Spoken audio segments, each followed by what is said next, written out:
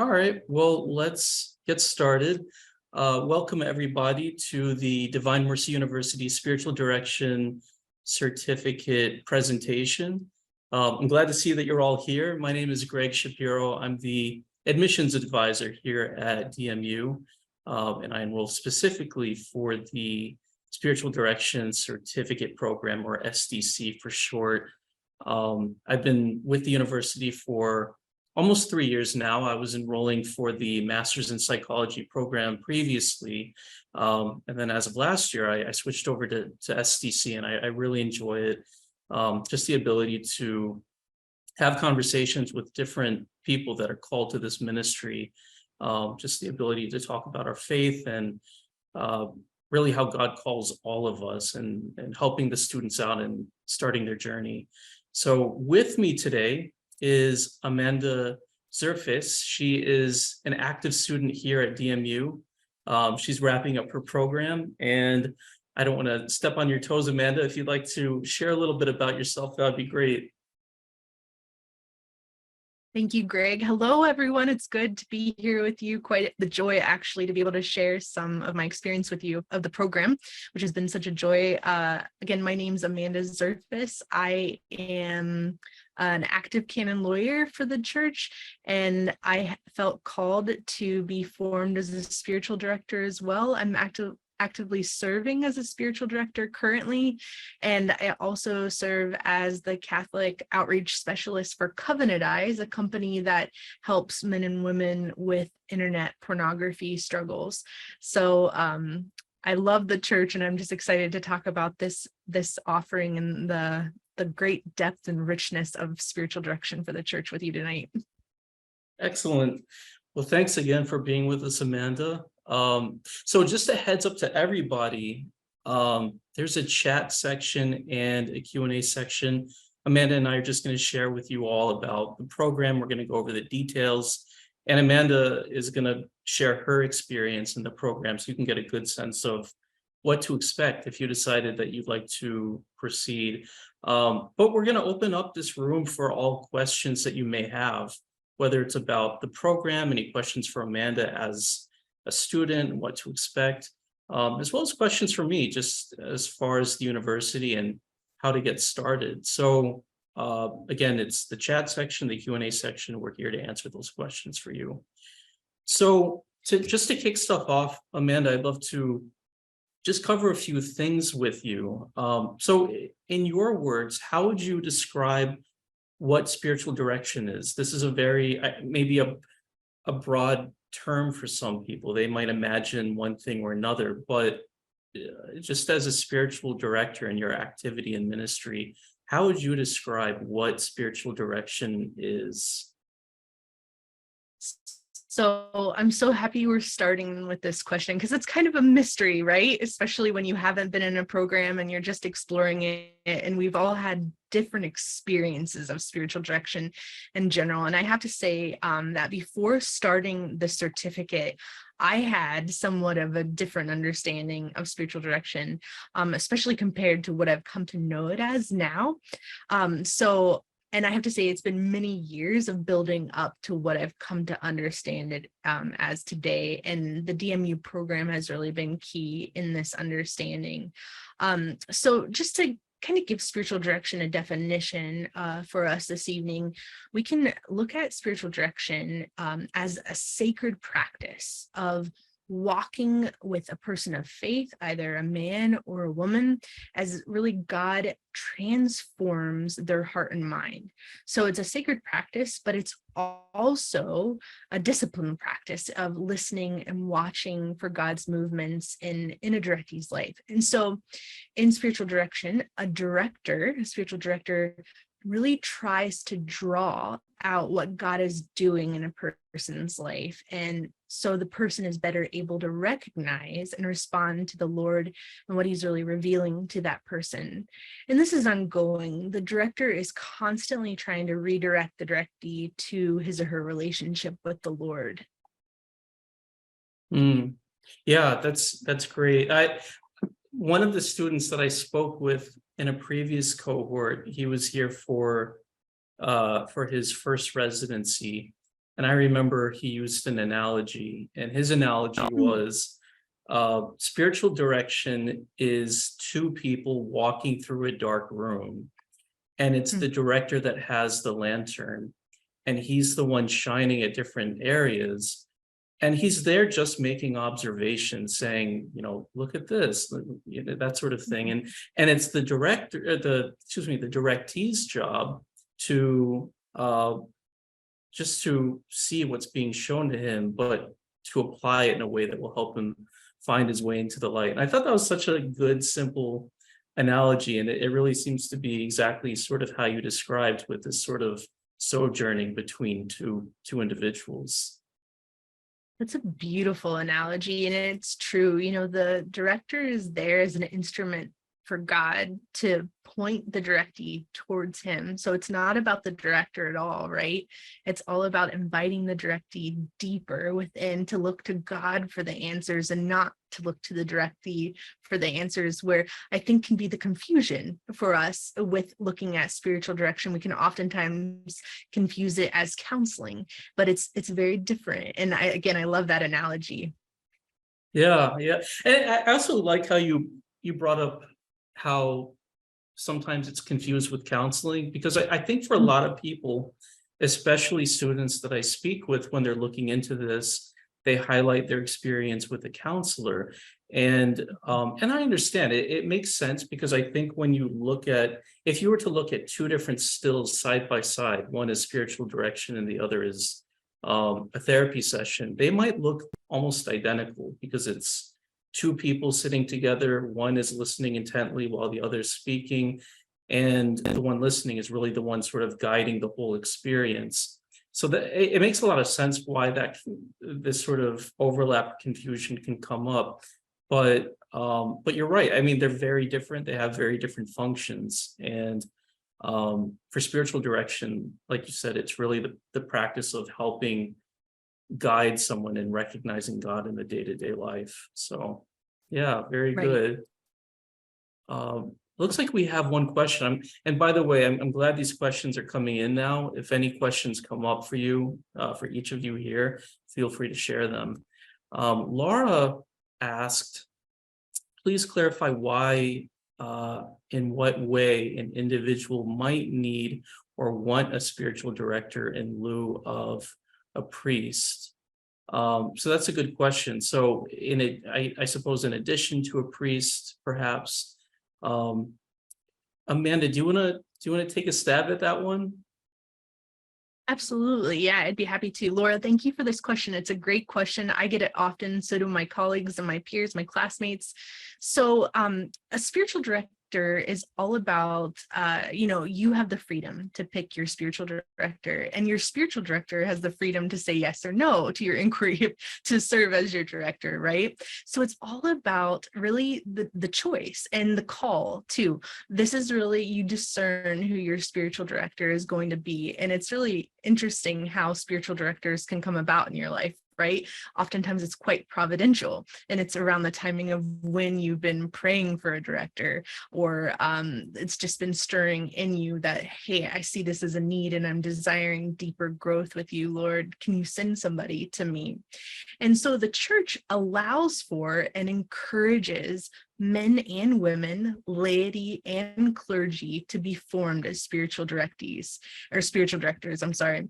And so priests, they have a very particular formation in the priesthood, right? They have extensive training and formation. And sometimes they are trained specifically in spiritual direction techniques, and they have that formation. Others don't have a lot of intensive training in this area. They can certainly offer guidance in the life of virtue and holiness. And guidance, and like we said, counseling can be quite different than what we're talking about here with spiritual direction, and especially with the method that the spiritual direction certificate through DMU trains directees in. So a lot goes into this. So if you want a priest, it's part of discernment, right? And it's also about what the priest can offer by way of his formation with spiritual direction. Many times a priest will refer individuals who come to him for for spiritual direction to an actual trained a spiritual director, or, depending on what the person needs, it may take place in the context of confession, the counsel that he provides. But again, counsel versus what type of spiritual direction we're talking about this evening is actually different. Yeah, I'm so glad, Laura, that you asked that question. Amanda, thank you for sort of unfolding all of that. And it's such a good question too, because so many people ask, and this is usually coming from lay people, where they say, am I qualified for this because I'm a lay person? I feel like this is really something only designed for those in the priesthood or in the diaconate. And one thing that's interesting is Father Boniface Hicks, who he's the author of one of our textbooks, and he's a well-known priest, and he's also a spiritual director. I heard him share how spiritual direction really is in its essence a lay ministry. It began that way anyway. And so this is something that goes back to the Desert Fathers, who are lay people. And so spiritual direction is very much of a lay ministry, though there are a lot of priests who are very active in this ministry as well. For some people, they love having priests as their spiritual directors. There's something to meeting with one and also having that spiritual director as his or her confessor. And for others, it's very helpful to have a lay person, maybe speaking with someone that's in a very similar vocation as they are. And so that's, I think, a good reason why God calls for so many different people to serve in this ministry. So yeah, great question. I'm so glad this was asked. And it looks like we have another question. And so Stacy asked, what would you estimate for the total cost of the program from start to finish? Trying to figure this out in our family budget. Thank you. Stacy, that's a very good question. We're going to cover that as we continue down, because I know that cost and time frame are very important. So hang on to that question. We're going to definitely go over that, because I also, by the way, want to go over ways on how we can save money for students and different ways of making that possible. So good question. Yeah, Amanda, I have more to talk about with you. So one thing, can you share a little bit about your experience with the cohort model? Because this is an online program, and it's asynchronous as well. But you're still working with other students. You're working alongside a class. So could you share a little bit about your experience with that? Yeah, so as we all know, especially through our COVID experience, we need community, right? We thrive off of relationships and people, and it's so important to the way we learn and the way we thrive. So this is no different with this certificate. We are blessed with what's referred to as a cohort, or I suppose you could also say classmates, right? And so when you sign up for the certificate, and if you don't skip a semester, you'll have the same classmates throughout the program. So you'll meet one another first by way of written introductions through the way that we have everything set up on, is it called Canvas? I'm blanking on our platform. That's right. But there's Canvas. an actual platform for our program, and we get access to one another. We have a digital platform to be able to communicate and receive our assignments. So the first way we meet one another is digital, and then it moves into Zoom sessions where we officially meet and share and eventually practice as spiritual directors and directees with one another. We're assigned vignettes that we practice, and that's kind of our really first experience of using the method with another person, with other people. So That's our initial introduction with one another. And then we have 2 on-sites, and during those on-sites, which I found are really crucial to the learning experience and really the overall formation of this program, you practice with one another in group settings. So again, you're there with your cohort at both of the on-sites and you practice in person. And that may sound a little intimidating, but I found that it's truly key for growing into the director role.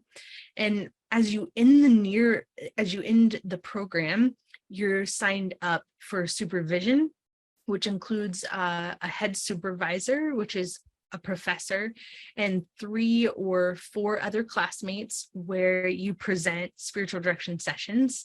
Again, you receive feedback and have the opportunity to really explore your own feelings and emotions from the session that you presented. So it's very helpful, and oftentimes more helpful is when your classmates present their own spiritual direction sessions. So overall, the cohort you are in is very much a part of your formation and learning, and there's lots of opportunities for interaction with them that happens during the class and also outside of the class. You really establish relationships as you would in school, at any other academic program that you have probably been a part of, and you become friends and you become colleagues, and these relationships are really important even for after the program, because you need that ongoing support and encouragement and even referrals for professional needs. Yeah, wow. And I'm glad you brought up all of that, because I think for a lot of students looking into this, a misunderstanding as well, as far as the fact that it's online. So many of them think that this is something that they do completely on their own, but there really is camaraderie between the students. They're working as a team. And the residencies, and I'm going to ask you more about that. I want to do a deep dive into that too.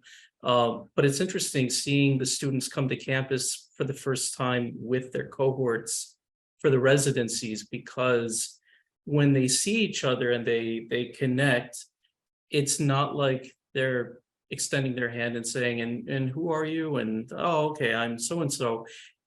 These are folks that know each other already. They're just seeing each other for the first time in person, but that camaraderie has existed beforehand. So it's very interesting seeing them say, oh, it's great to see you, John. Oh, it's great to see you, Jane, in the flesh. Yeah, it's a really good sort of support that the students have with one another. So speaking of the residencies, by the way, Amanda, what was it like for you? What were the residencies like for you, as far as the first time or maybe the second time? Just your general take on it, what that was like. And you mentioned that it was key, but maybe you can, if there's a little bit more that you'd like to share, that would be great. Absolutely. So not to confuse anybody, I was actually referring to the residencies as on-sites. So you can ignore that or just recognize that that's what I was talking about. So I was referring to the residencies. Sorry for any confusion. I'd have to say, like any online program, if you've never been to the university, the campus is kind of a mystery, right? So it was a little nerve-wracking and also exciting to go to our first residency. We received, again, like I said, we received a lot of great information.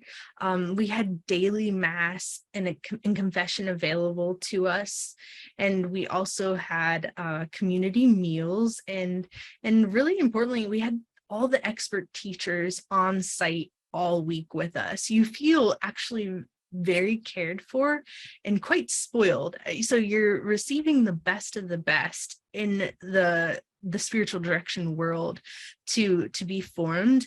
And you, even yourself, you experience a bit of a conversion and a deepening, because so much of this journey is of you and God too.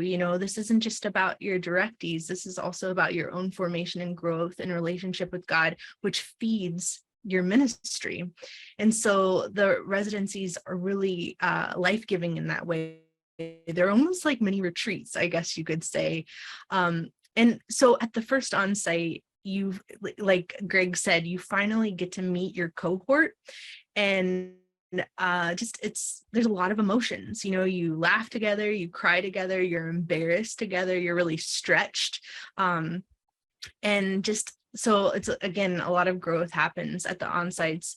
And because this is where you finally get to apply in person what you've been learning and getting really solid feedback on, you get to do this again in person, and how to grow in the spiritual direction method that we have been learning online. This all happens in person. And so it's exciting. The second on-site is even better than the first, I would say, because you've already experienced the nerves that come with something new, and you've already developed and established relationships with your cohort. So the second residency kind of feels more like a reunion in a sense, and the content of the second residency is even more rich because you've grown more and you have new questions to ask, and you have new fears and joys to share as well. And overall, you're more experienced and excited about what's to come. You're getting even closer to finishing the certificate and being of service to Mother Church. Yeah, excellent. We have a lot of questions coming in. I want to make sure we can get to all of them. These are all great. So Jackie asked, she said, Amanda, how do you discern who you take on in spiritual direction? This is a great question, Jackie. So actually the program itself, the certificate program, helps you to learn how to do that, which is such a blessing and a gift because it can be overwhelming. And so what the program recommends is meeting with the person who has reached out to you about direction for 30 minutes, just to see if it's a good fit and to see what they're looking for, and for you to explain the method that you're offering. And then you can both discern after that 30-minute session with one another if this is the best next step. And again, knowing that you have freedom and the directee has freedom on how to move forward. Also, you have an intake form that's given to you by the DMU staff. The program itself provides an intake form that helps you get to know the directee and see their background, their history, where they're coming from. Many of the tools that you'll learn and the methods that you'll learn in this program is how to identify needs of the psychological versus the spiritual, and that is really significant when deciding who you take on as a directee, and that's all explored in this program, and it's a really key and significant learning. Is something that you really need to be equipped with as you head into this field of ministry. Excellent. And one question Stacy asked, and I'd be happy to answer this one for you, Stacy. Are the residencies only in Virginia? That's a very good question. So the residencies are located here in Sterling, Virginia. So we're about a 5-minute drive from Dulles Airport. I live in DC, so it takes me about 40 minutes more or less to get from home to the campus. So hopefully that gives you an idea of where we're located.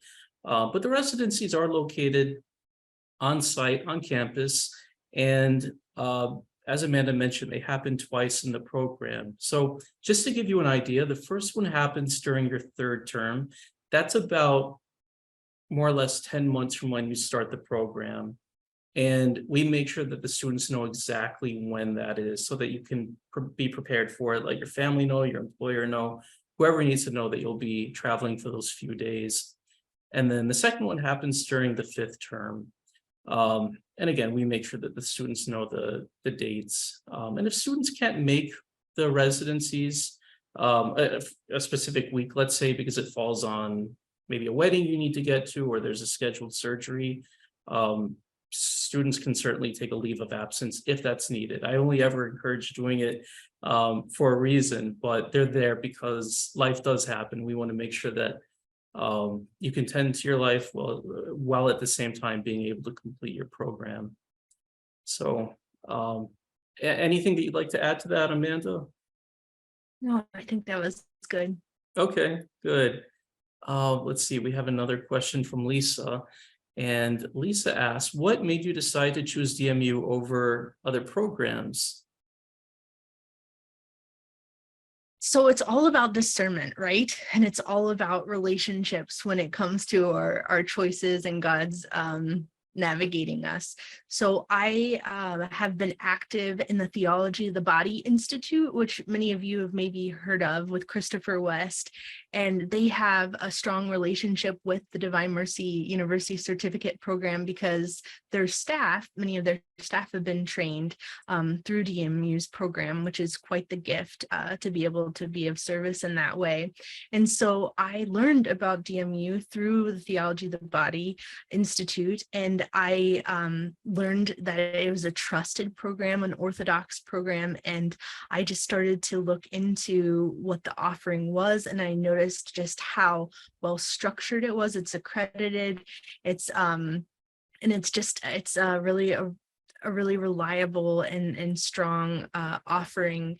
And so are the other programs though too. You know, there's a really strong relationship between DMU and the other spiritual direction programs. So I would have to say, if you're questioning what program to join, explore all of them. And Maria Brackett, who is just a great resource at DMU, and also Greg, they'll help you in the process of deciding what's the best fit for you. Yeah, and I'll even add to that, because that's such a good question. A lot of students do ask me, what makes this program so unique? Why would I choose this one versus others? Because we're not the only spiritual direction certificate out there. There are others that exist, and for many of them, they have different spiritualities connected to them. And by that I mean, there might be one that's way more Ignatian based, and then there might be one that's much more perhaps Carmelite influenced. But within this program, there is Ignatian influence. St. John of the Cross is a large influence in the program. St. Francis is as well. But that psychology component built into this is a very powerful one, because we want to train students on how to be solid spiritual directors, while at the same time having some foundational knowledge on human development and how that relates within the context of spiritual direction. As spiritual directors, you may end up working with people that they might be carrying around a trauma. Maybe they're battling some sort of mental health difficulties. And so we do want to equip the students, of course, not to try to be their therapist, but how to recognize that and speak to that with gentleness, with empathy as the spiritual director. And also, if necessary, how to properly refer them to a therapist if that healing is needed. So that's a great question, Lisa. I'm glad you asked that. There's another question by Lisa, and she said, are the professors priests? And that's a good question. So some of them are. We have some faculty members that are active in the priesthood, and we also have some lay people. Amanda, I don't know if you want to add to that question or not, but all of the faculty that I speak with are, I'm just impressed by them. The people that have created this program, some of them are licensed clinicians, and some of them have been active in their priestly vocation for many years, but it's just a great faculty. Yeah, so Lisa, that's a great question. So two of my main formators at Divine Mercy were priests, in fact, and excellent teachers and leaders in the program itself. So you can be assured there is a priestly presence, which is a great gift, of course. And then also we have consecrated virgins who are also instructors, and lay men and women who are married. So we have the variety of vocations that bring forth a great knowledge and the truth of the church, the wealth and the richness of our teachings of our faith. And all of these men and women are Catholics in good standing and have come vetted, and they have the backgrounds and the formation to be able to stand in the place as of instructors and formators. So you can be assured that these men and women are in good standing and are endorsed to be able to do this and to lead the formation program. So great question. Yeah, very good. So Michael asked, once we become a spiritual director, do you only direct Catholics? How about non-Catholic Christian, non-Christian people? Michael, that's a very good question. So, I'll start by just highlighting, and Amanda, maybe you can add on a little bit more to that. Uh, just as the admissions advisor, I work with a lot of students, and many of them do come from the Catholic tradition. Many of them are active within their Catholic faith. And I also work with a lot of students, admitting them and enrolling them through the process, who are non-Catholic Christians that are active in ministry. So whether they're Eastern Orthodox, or they are evangelical, or Anglican, or non-denominational, what they all have in common is this love for God and this love to serve others and helping direct others deeper into their Christian faith. And we categorize this program as being a Catholic Christian program. While this does come from the Catholic tradition, it's very rich within the church history. It's also something that a lot of our Protestant and Orthodox brothers and sisters are very active in as well. And so this is something that we love to invite them into the program. And it's always just a joy having, whether it's Catholics or non-Catholic Christians, in this program as well. And that also means offering direction to others that may or may not be Catholic. So again, the main purpose of it is helping someone recognize God a little bit deeper and helping them grow deeper in their faith and recognizing what He's communicating to them. Amanda, anything you'd like to add to that? Yeah, I think it's important going back to what kind of method that DMU trains directors in. And I think this will help one of the questions I think also asked about methods. So the method that DMU forms spiritual directors in is called contemplative evocative method. And it's really a non-hierarchical approach to spiritual direction. So in layman's terms, this approach, you don't look to the director for answers.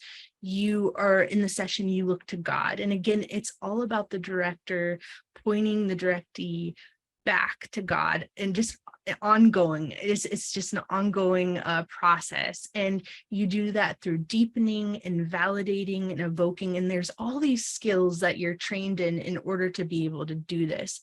And so why that's important is that this method is, again, very much about pointing the directee back to God, not looking to the director for answers, right? You're looking to God, you're going into the interior. So this spiritual direction method is not a catechetical method, right? So the sessions aren't intended for catechesis per se, which I think is really helpful in regards to, can I take on a non-Catholic as a spiritual directee? The session is not intended for catechesis of the Catholic faith per se, right?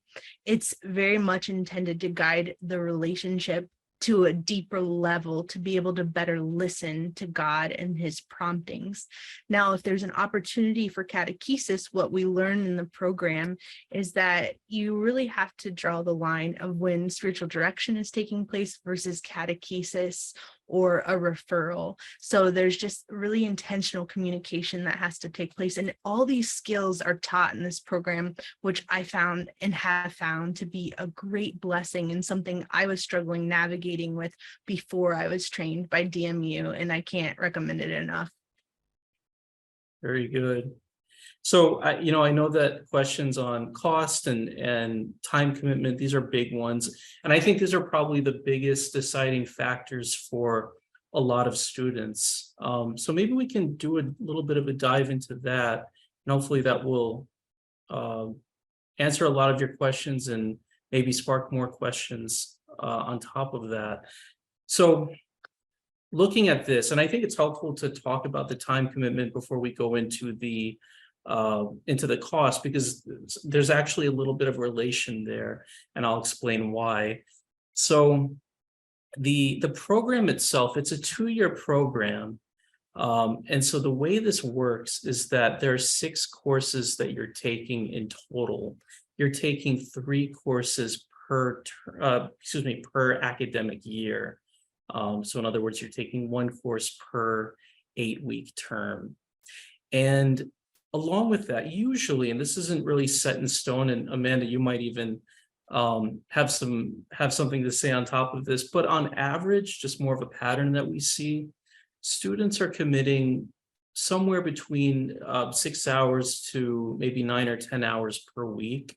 I think it could depend on the student. It might depend on the course they're taking. It could depend on the week. But the courses are built in a way that would take roughly around this amount of time. And we do it also just to make it more accessible to students, especially for those that do work a full-time job. Maybe they have a busy home life or whatever it might be. So I would keep that in mind to all of you who are here learning about this. I would suggest looking at your own schedule, seeing if maybe being on the conservative side, if 9 or 10 hours per week could be doable for you. It might mean shifting a few things here and there. But also keep in mind that the program really is designed to be primarily asynchronous.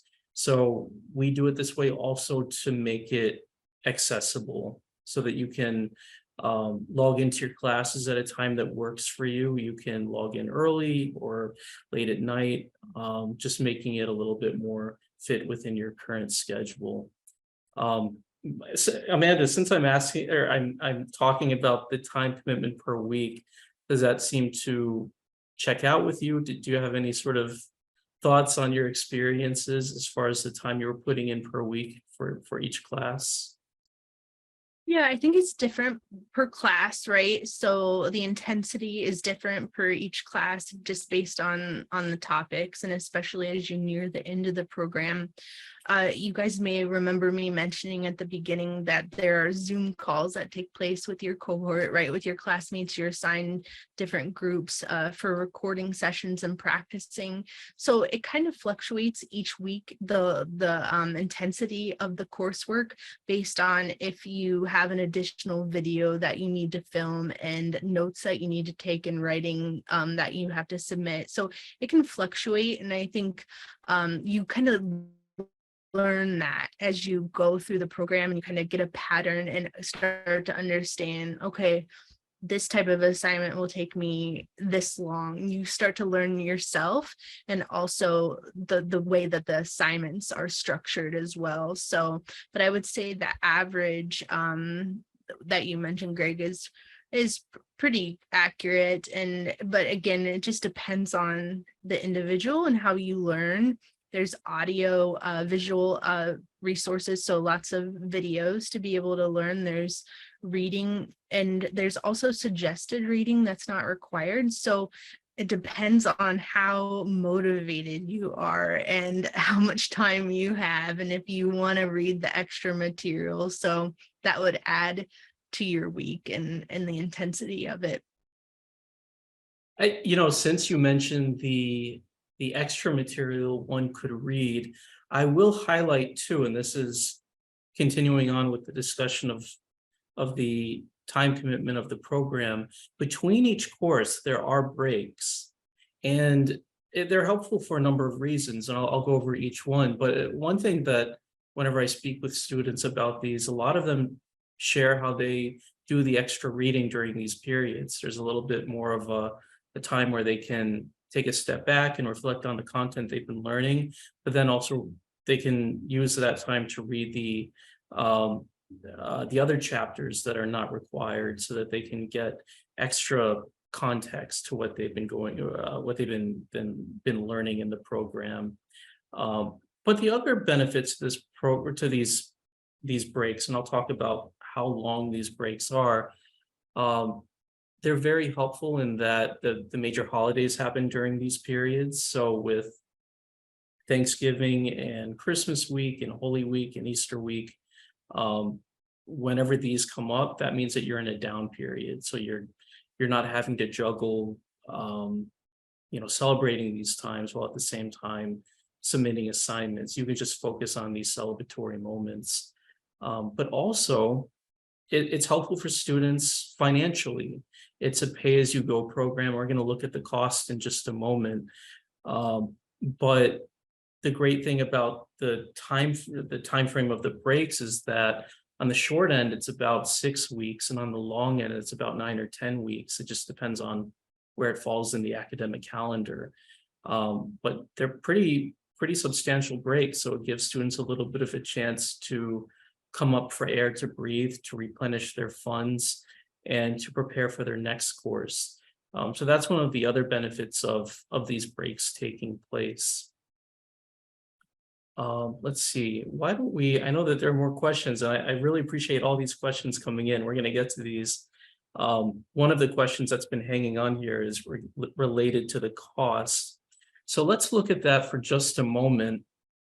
And I will preface something that the cost per course that you're looking at, each course is $800. There is room to reduce it. What I'd want to do is have a one-on-one conversation with each of you to understand sort of what your circumstances in life, and we can talk about if you benefit for tuition reduction and how that works. But before any sort of tuition reduction, and by the way, it's very common in order to get that. So I don't want you to feel like it's only offered to just a couple of people. It can be very doable. But before any of that, the cost per course is $800. And then the cost per residency is $1,100. And that's, again, these are the 2 residencies that happen on campus.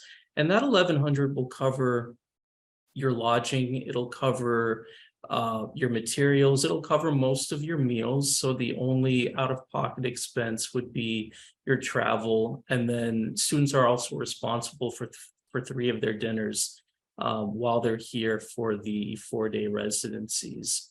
But overall, before any sort of tuition reduction, the total cost would be $7,000 for the entire 2-year program.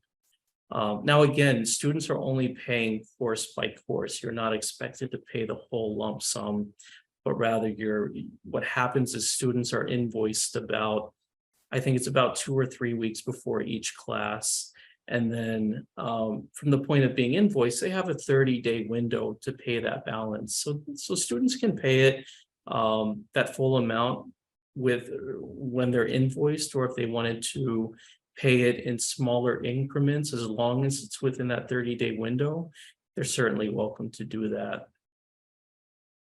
And let's see, we have another question. Actually, quite a few, and I want to make sure I can get to each one. These are very good. Lisa asked to you, Amanda, would you please touch on, I'm sorry, I'm looking at the wrong one. We have so many. I'm just scrolling up. Bear with me one moment. Let me get to Ariel. Does this program provide a pathway to be able to become a deacon? So this would not be a program related to going into the diaconate. If you're part of a diocese, you'd want to get in touch with them. If this is related to something outside in maybe a non-denominational circle, you'd want to either way get in touch with your church or within your diocese. But rather, this is a very good complementary program for those that are in the diaconate. We do have a lot of deacons that are active in this program because for so many of them, they work with individuals, and they want to gain this additional knowledge on how they can help work with people one-on-one and guiding them closer to God. So that's a great question, Ariel. Very good. Let's see. I'm just scrolling up. So many of you are asking great questions. Okay, we talked about time commitment. Okay, so if any other questions are coming up, please feel free to bring them in here. Amanda, I'll throw out a couple more questions at you. So let's see, we talked about the residencies, but how have you been able to make time for this program? I mean, you mentioned that you're active as a canon lawyer, you're active with Covenant Eyes, and now you're getting involved with spiritual direction. You're working with many different directees. So just with all of your responsibilities, how did you find making that time to be able to do the program while still having a lot of other responsibilities as well? So I have to be honest, and I will be very honest that, it has been a challenge completing this program. And I just share that in all transparency. And that can be based on my own discipline and the heaviness of daily work, right? And involvement in your parish and diocese. But everybody's experience is going to be a little different. I have a full-time job and I am active. So there have been just a lot of sacrifices involved with both time and also, as you guys have seen, with finances. Everybody comes from a different situation, but there are sacrifices involved, and that's just the reality, as we discern certain opportunities in life. So at the beginning of the program, I have to say that many of the assignments, just being very practical, were due on Saturdays in the afternoon. And then as we got closer to the end of the program, assignments were due by midnight on Tuesdays. So I just really had to identify times when I could read and complete the written assignments. And also, many assignments included scheduling Zoom sessions like we talked about with different classmates. So that involved just really identifying dates and times that work for everybody. So again, a sacrifice, right? And having to be flexible to be able to be of service to your classmates too. So that's just something to be aware of. So it gets hard, but again, it does come down to just gift of self and persevering in God's will. If this is his invitation to you to serve in this way, to give of yourself in this way. There were a few classes, again, where I really struggled with getting assignments in on time. And I know I had other classmates who struggled too. And I just have to say that the professors recognize that we have lives, that we are serving in lots of different roles. Again, my classmates were priests, deacons, moms, dads of little kids, big kids, just everybody had different vocations. And that's, again, one of the blessings of this program, is to be in that environment. And another blessing is just how understanding the professors are, and they really want to set you up for success. So they're patient, they're encouraging, and they help you be successful in the program. So I hope that helps. Yeah, and I'll also, just to add to that too, I always tell students, if there's any question about the any sort of commitments that you have and just making this doable, to always get in touch with your instructor, to get in touch with the university, instead of making the assumption that it won't work or that you have to bypass this program. If there's anything we can do to make it possible for you, as long as it's within our capability, we'll certainly work with you on that. I'll even give a very quick example in that we had a student. She was starting the program last year. This was last fall. She was getting ready to start, and she reached out to me via email and said, "Greg, I think I need to defer because I'm taking my daughter to college the same week that class starts, and I feel like I won't be present." And so I reached back out to her, and I thanked her for letting me know. And I asked her, "Were you able to get in touch with your instructor about this?" And she said, "No, I just figured it probably wouldn't do any good." And I said, "Well, go ahead and get in touch with her. If we need to defer you, it's an option, but reach out to her just to let her know, just so that I think it's a good opportunity for you to introduce yourself. But reach out to her, and there may be something we can do. And if not, we'll defer you." But anyway, she did. And she reached back out to me 2 days later and said, "I'm so glad I did that. The instructor's giving me early access to the content so that I can work ahead. And so that way I can now take my daughter to work, but still having all of my assignments queued up to send to her." So again, it's just one example. It's always case by case, but I just wanted to use that as an example that we are happy to help wherever we can. And life does happen, and in some cases it means making sacrifices, but also we're here to do whatever we can to help the student.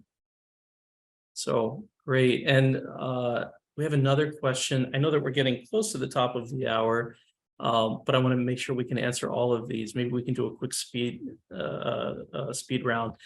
Lisa asked, as a teacher in K through 8th grade Catholic school, I teach religion to the junior high students.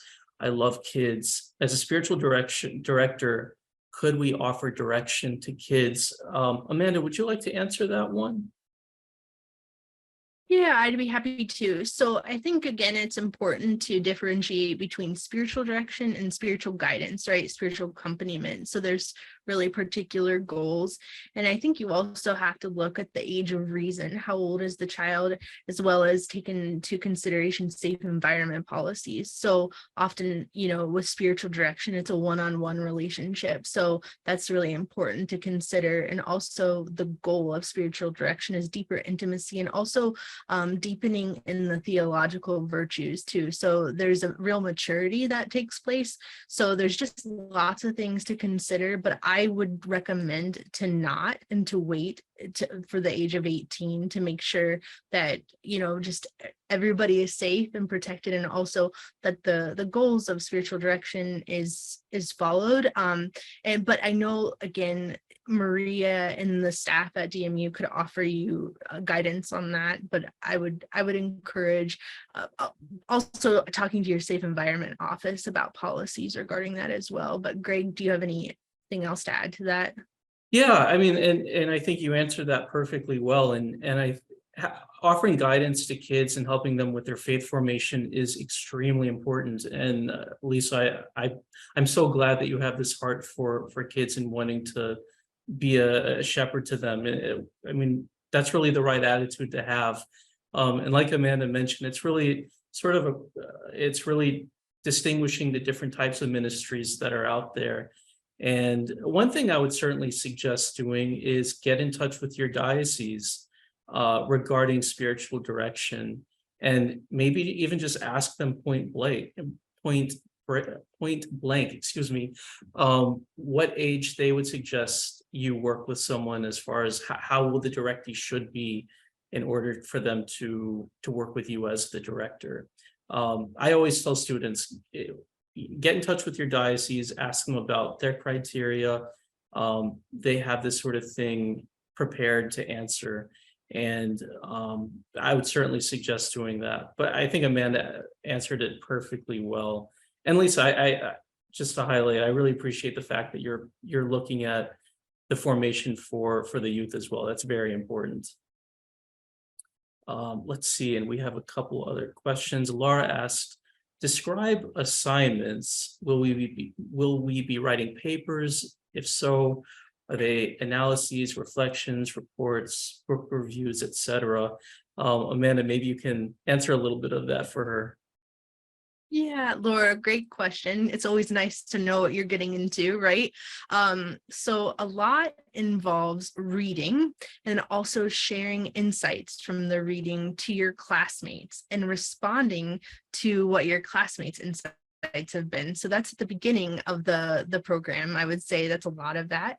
Then it goes into Zoom sessions with your classmates and doing vignettes. So practicing what you've been learning through the readings and through the video instructions. And then reflecting on those Zoom sessions that you've done with your classmates and responding to questions that have been posed to you about those Zoom calls, and very particular questions to get you to think deeper and how you're growing, what your questions are, where you're struggling. So a lot has to do with reflection. There's also prayer journaling. There's also encouragement to be meeting with your own spiritual director. None of that, of course, is shared, but there's the encouragement to be doing that along with the program itself. And there are papers. Yeah. So at the end of the courses, there are reflection papers. Again, not big theses, I think is how you would say it, that you would be expected to write, but you're certainly summarizing what you have learned and where you're at spiritually. Because again, a lot of this is about your own growth through the program and where you're at as a human person in relationship with God. Yeah, very good. You also asked a question. I can answer that very quickly. You said, is there a point person we can be in touch with to help guide us in our making the decisions and helping us, helping this to be a reality based in getting to this goal? So, certainly as far as discernment, if you're still praying about this, continue doing it. The first 3 courses are also designed to help folks who are still in their discernment phase. We still have students that enter into this program as they're trying to navigate the right ministry for them. And the fruits of those programs certainly overlap with many different ministries as well. But as far as the enrollment process, this would be me. You would be in touch with me. I'm here to help you. My contact information is on the screen. Feel free to take a picture of it or screen grab it if you can. But it's right here. And again, what I'd like to do for each of you is, if this is something that you're looking into, I want to have a one-on-one conversation with you just so I can get to know you as a student, to learn about what you're looking for in a program, and to answer all of your questions. And then if you decide that you'd like to apply, I'll help you out throughout the entire process. I love doing that. I love making this a achievable goal for students. And again, we have a start date coming up, by the way, on August 23rd. That's going to be the start of our fall term. And there's still room. We're still enrolling students. We only have a few more interviews. So if you're looking into this and you'd like to start in the fall, now would be your time to put your foot on the gas a little bit harder, but we can make this possible. So feel free to contact me. You're welcome to email me. You can call me. You can text me, whatever works for you. And I'd love to, again, have that conversation with you. I think that should probably bring us to the end. Amanda, anything that you'd like to add just to share with the students, anything you'd like to say to them as we have them here? No, I just, I want to thank you for your time, for your interest in serving the church in this way, for your love for God and love for his people. And again, lean into Greg, lean into the materials that really articulate well what this program is. And I just encourage you to bring joining the certificate program to discernment, and don't be afraid to ask God what he desires for you. Just be bold in your prayers and be upfront about what you're seeking. So God bless all of you and your next steps. Yeah, excellent. Amanda, thank you so much for being with us. Absolutely. Thank you, Greg. All right. Thank you all for being here. God bless. Take care.